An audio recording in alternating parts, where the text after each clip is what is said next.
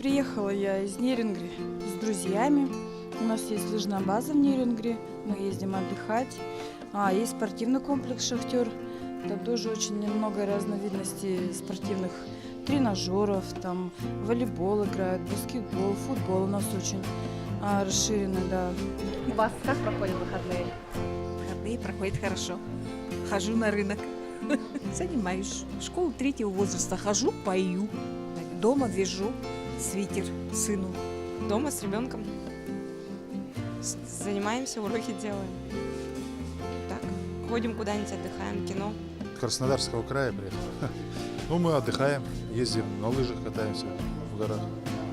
На базах отдыха, да. Ну, на побережье базы отдыха посещаем часто. Так что выходные, можно сказать, активно проводим. Ну, я здесь часто бываю. Мне здесь очень нравится, конечно. Мы гуляем, и бабушку навещаем, на площадке ходим. Мы в гости ходим к своим друзьям. Мы кушаем, играем в прятки, там в болю, в заморозки. Работа дома, работа дома. И внуков за внуками смотрю.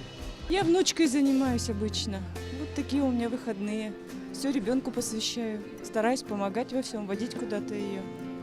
Ну вот пока карантин был, конечно, дома сидели в основном. А так ходим везде. Кушать готовы. Украинский борщ. Люблю щи, люблю готовить. Жареную рыбу. Ну, конечно, всем желаю удачи. Не унывайте, дерзайте, работайте.